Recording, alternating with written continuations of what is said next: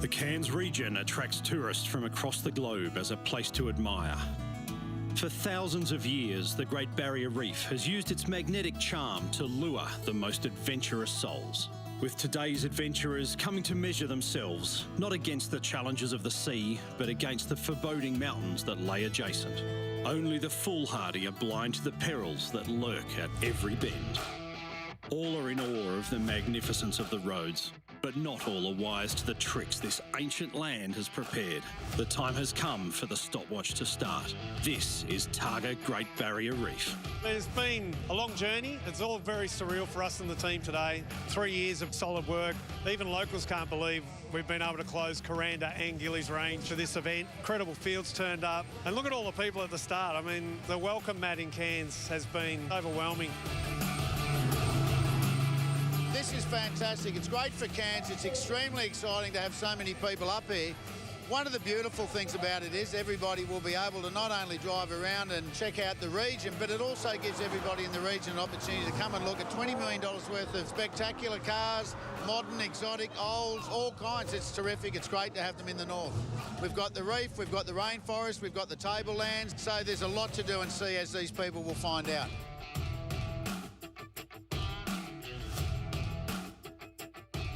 The casino had promised us a welcome party, one we'd never forget. They definitely delivered. DJs and balls running around the pool and stilt walkers, and just what a great start. There's a lot of hype leading into this event, and all our partners and everybody on the ground here is already totally over-delivered, and this will be a Targa event that we won't forget for a long, long time. The inaugural three-day Targa Great Barrier Reef was constructed from the same mould as the iconic Targa Tasmania, taking in the best roads and scenery the region has to offer.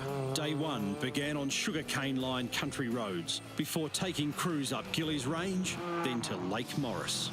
These challenging, switchback-peppered mountain passes provide the backdrop to the world-renowned seaside resort town of Cairns. Day two put crews through a mix of fast, challenging stages on the Atherton Tablelands before a repeat of the climb to the World Heritage-listed rainforests that surround Lake Morris.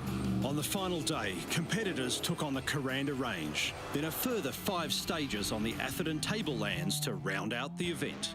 Before hitting the road, Targa commenced with a Reef Hotel Casino ceremonial start. The honour of leading the field away went to the stunning Austin Healey 3000 of Targa icons Brian and Linda Dermott. This car's already done 20 Targa events. It's a fantastic initiative that everybody's taken, and we had to come and support it. It's very, very special, and I really want it to go well, and Cairns have been wonderful. Everybody smiles. It's a wonderful place to be, and we feel honoured to be chosen as the flag car.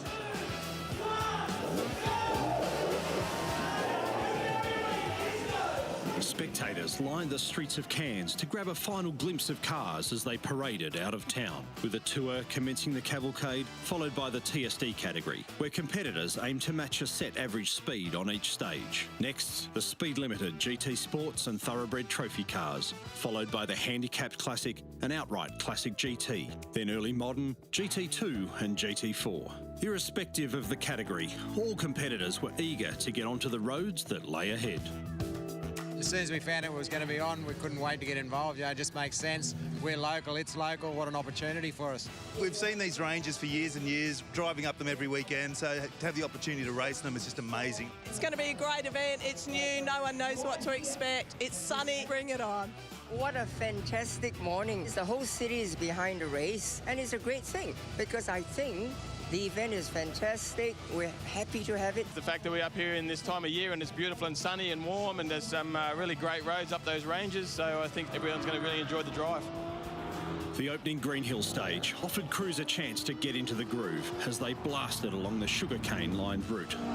Some used the opportunity to find their limits before the event's first true test, the run up and back down Gillies Range.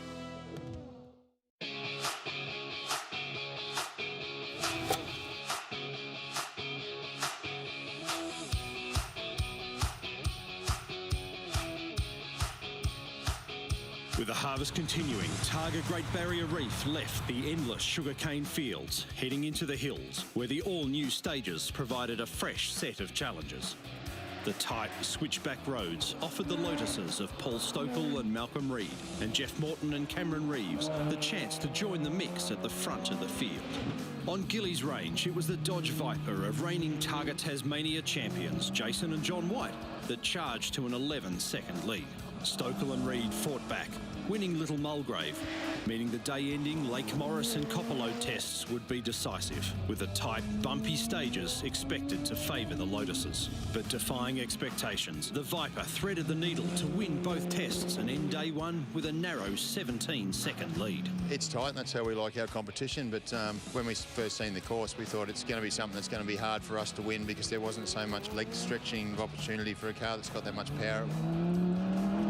You'd heard about threading the needle. Well, we just turned a 0.5 millimetre needle into microns. It keeps you on your toes. The roads today were also, I guess, pretty windy sort of things, which really suited our Lotus. Up the hills we struggled, but down the hills we went really well. Very busy. I felt like a racehorse commentator at times, the way you're rattling them off, and sort of sitting there going, I hope Paul's taking this all in, but we've seemed to gel pretty quick today and got that stage one, which is always good. The classic category saw similarly close competition, with multiple cars winning stages and a relentless tussle for podium contention. Reigning Targa Tasmania champions Graham Copeland and Josh Herbert ran into difficulties, their Jimmy Special grinding to a halt on Gillies Range. Nonetheless, the battle raged on, with the Fiat of Nick Prieston and Dylan Braithwaite and the Porsche of Lee Achterberg and Greg Fitzgerald charging hard.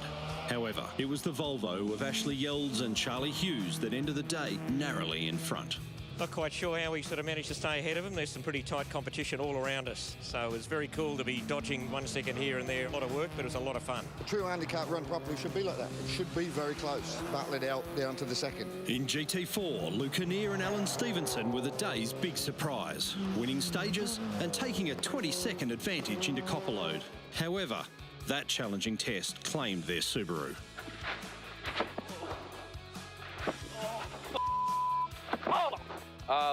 Okay? Are you okay? Yeah, I'm okay. A near's misfortune, however, moved Jeff and Tony Hewitt into podium contention, just 1 second behind the hard-charging Subaru of Nathan and Nick Stokes. In the lead, however, Mark Balcom and Brian Foster proved their Targa Tasmania woes were well behind them. As the day progressed, we got a bit more comfortable with the car and back into the grooves. The last two stages are the most busy stages I've ever experienced. I've done 31 tarmac rallies and they're just awesome.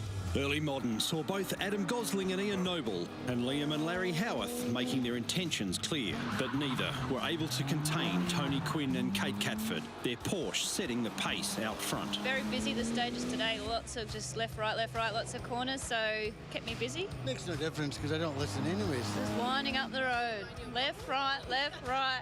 Mick and Daniel Bray maintained their Targa Tasmania winning form to lead Classic GT, but they didn't have it all their own way.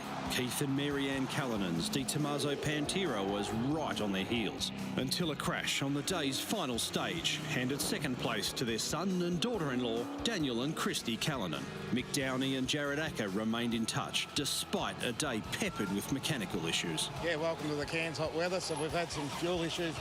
Classic car racing once again, but yeah, we'll get through it. The team's here this time, so they're guns. So they'll get the car fixed. We'll be out tomorrow and chase down the Bray brothers. It has been a successful day, so for us it's just about keeping it straight and just finishing the event, really. Looking forward to tomorrow. John Coleman and David Richardson led Thoroughbred from Tim and Kim Hall. In TSD, reigning Targa Tasmania champions Darryl and Peter Marshall made a strong showing, but it was Peter and Tristan Taylor who managed to finish the day on top. Really tight times for our stages. We really had to go hard to make it in time. Last year's Targa High Country, we were coming first on the first day as well, and then on the second day we were running 12th. Hopefully we're right tomorrow, we've learnt our lessons and we'll really do well. In GT Sports, the Lotuses of Mark and Scott Miletapulo and Mitchell and Daryl Ringett pushed hard, although it was Daniel Trevathan and Chris Ward who took the lead in a knife-edge battle, their Commodore holding off the Lotuses by a mere 6 seconds. We are driving the wheels off that car. What can I say? It's Commodore country. Cairns is Commodore country. North Queensland, V8's rule. The opening day proved to be a hit with both fans and teams. Crews were left buzzing in anticipation for Targa Great Barrier Reef's second day.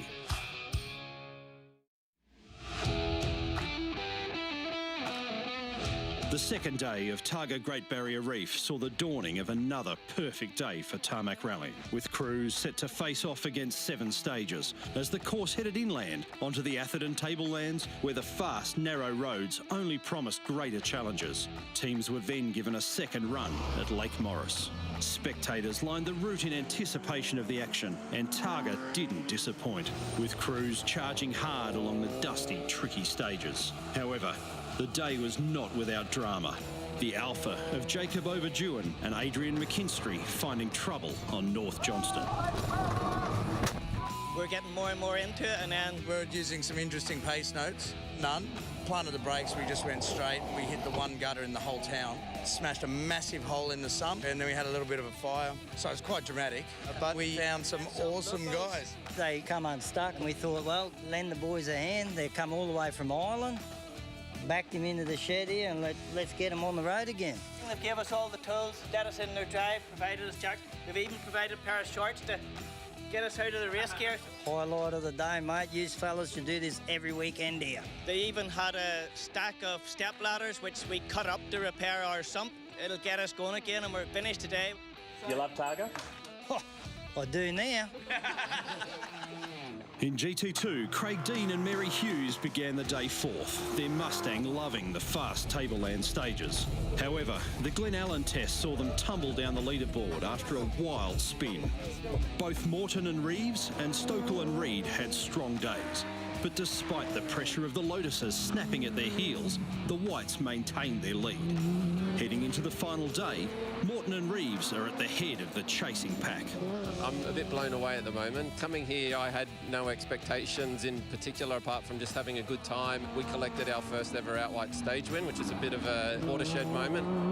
Sort of knew that he'd been pedalling pretty well all day, and yeah, it was a well-deserved stage. And tomorrow's going to be a case of getting through, having a beer at the end of it all. Generally, we had a good day. Some good stages this morning. My long game is obviously looking at the championships. I didn't want to risk too much, and it was very easy to make mistakes, as many people did. Concentration levels are going to have to be high. There's a bit of pressure at the top as well. 2 Lotuses are doing a great job, and great to see some more competition coming to the top. In Classic GT, overnight second place Daniel and Christy Callanan had a day to forget, crashing out of the event. Meanwhile, the Brays continue to lead in their fan favourite Tirana, but Downey and Acker put yesterday's drama behind them, winning a number of stages to keep the battle alive. Gosling and Noble were another crew to strike disaster, crashing out of 3rd in early modern, promoting rally icons Ross Dunkerton and Alan Steen to sit behind the Howarth GTR. Despite the Nissan's charge, Quinn and Catford extended their lead to over a minute. The battle in Classic remained extremely tense. A spin saw the BMW of Pete Glusky and Sam Winter drop back, but nothing separated the leaders. Yelds and Hughes ending the day only 4 seconds ahead of Achterberg and Fitzgerald. The indexes that they've got on the handicap at the moment are really good, so there's a lot of cars that are really close at the top, so it makes for good racing. Very, very tight tussle with the Volvo, just swapping stage times with those guys, and I think we're going to have to push pretty hard to get past them, but we've had an awesome day. The fight for GT4 honours raged throughout the day, with the leading GTR of Balcombe and Foster charging hard to hold off the Stoke Subaru and the Hewitt's Nissan. The Hall's Commodore was the big mover in Thoroughbred, closing to within 4 seconds of Coleman and Richardson's lead.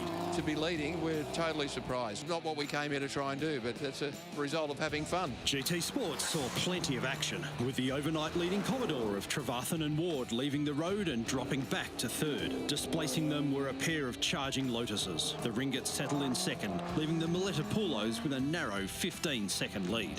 We've made our way to the lead. It's been a tough day, though. We've been going backwards and forwards, first place to second place, but our first competition, so we can't complain. In TSD, Steve and Heather Brumby held 3rd in a close battle. Overnight leaders Peter and Tristan Taylor pressed on, but their efforts weren't enough to deny Team Flano the lead. For North Queensland, it's Flano's on holidays, and this is our new North Queensland race uniform. All of these events are just so hard, and this one's so different. Today we settled in the car well. Challenge is to hold that for tomorrow. Despite the thrilling on-stage action, the highlight of the day was undoubtedly Targa Fest, with the field forming on the Cairns Esplanade. An estimated 25,000 spectators came to check out the multi-million-dollar rolling automotive show. It's a big turnout of people and a lot of car enthusiasts. Awesome. You know, they said Targa Fest is going to be packed, but as we arrived here, there's so many people there. I was actually taking photographs just as we were driving in. It's fantastic to see so many people out and having a look at the cars, and I hope they really get behind it for future events. It reset the bar, I think, hasn't it, already? Like, if this is a taste of it, looking forward to the next one. What Cairns has done and coming out and supporting this is absolutely brilliant. Just the kids jumping in the car. I haven't seen crowds like this for a long time. The enthusiasm from the locals has just been absolutely fantastic. We were really surprised when we drove in the amount of people that were lined up along the Esplanade. It's a great event. I think they've hooked us, haven't they? Oh, mate, yeah, they have. Yeah, we're hook, line and sinker, but it's just magic. The place is alive. The atmosphere was electric as dawn broke on the final day of Targa Great Barrier Reef. The day's 6 stages promised even more new challenges to decide who would stand atop the podium at the Cairns Convention Centre. Crowds descended en masse to see the day's opening stage, Kuranda Range. Rainforest Station put on a Father's Day breakfast for the fans. It worked out really well, actually, that we were working in with the organisers as an official viewing point. In addition to the breakfast, we also have entry to the wildlife park for our visitors. We have the Army Duck Tour, the Pamigiri Aboriginal Experience, and we also have a koala and wildlife park, which features many iconic Australian animals people obviously want to see when they visit our region. One of the day's toughest battles took place in Classic, with Achterberg and Fitzgerald and Yelds and Hughes pushing to the absolute limit, the Volvo taking a narrow win. Preston and Braithwaite rounded out the podium in 3rd. All week, the times between us have been 2 and 3 seconds. It's just been a real battle. 3 days racing, 11 seconds between us. Really close. We fought hard. We got second. They drove a better race. Yep. Yeah, well done to the boys in the Volvo and Nick and Dylan in the Fiat. Actually come to a beautiful part of the world and fly around amazing roads. It doesn't get much better. We got our podium.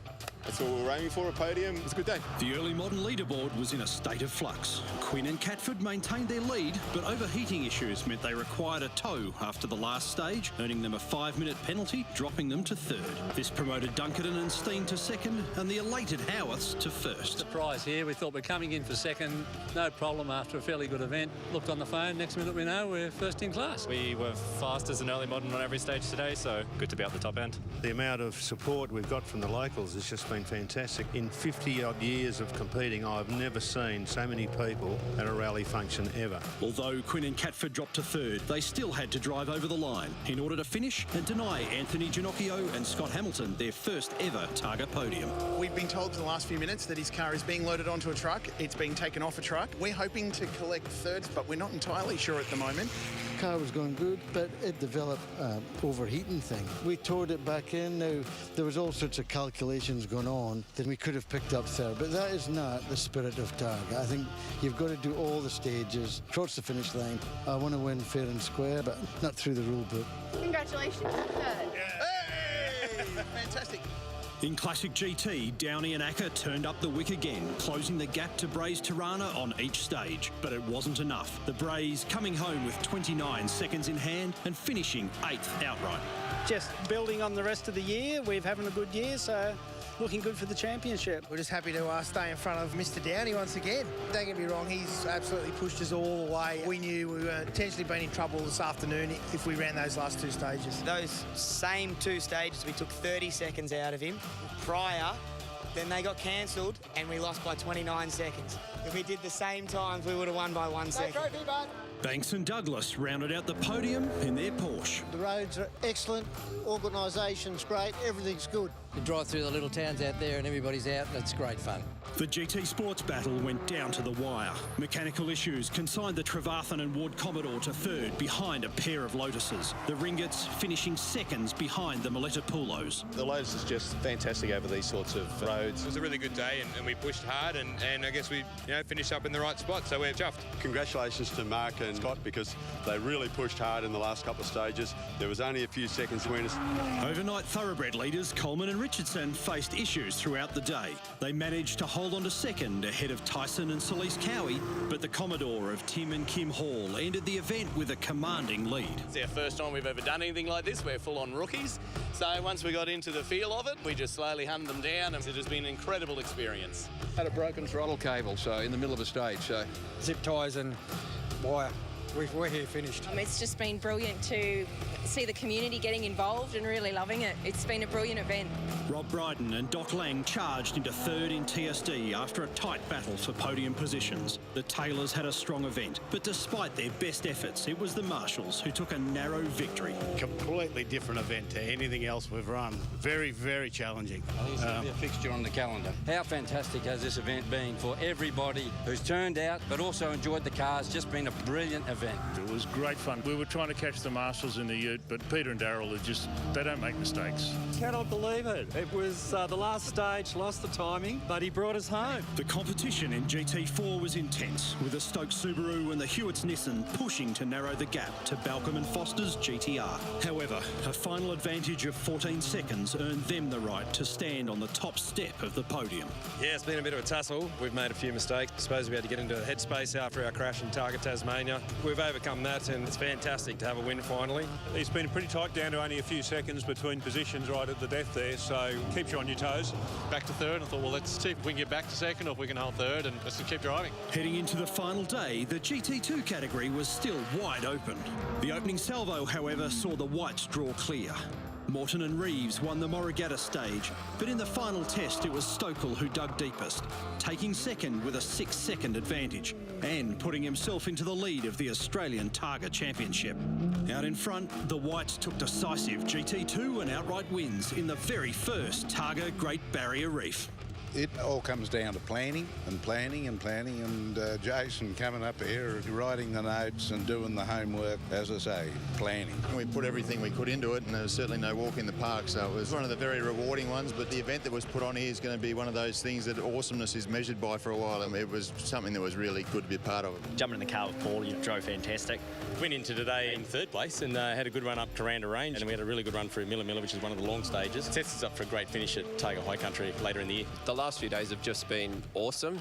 My mum and my dad are here, and I said, you're only going to see me roll over the finish line. Don't even think I'm going to be on the podium. And over the course of the weekend, Jeff's smile got bigger and he's achieved some goals this weekend that even I thought were probably a little far off. So it's good to see some young talent coming in through Targa and keeping the old boys a bit honest. With champagne showers capping off an incredible inaugural event, teams celebrated well into the evening at the Targa dinner and after party. We'll be back from November 9 to 11 for the final round of the CAMS Australian Targa Championship, Victoria's Targa High Country.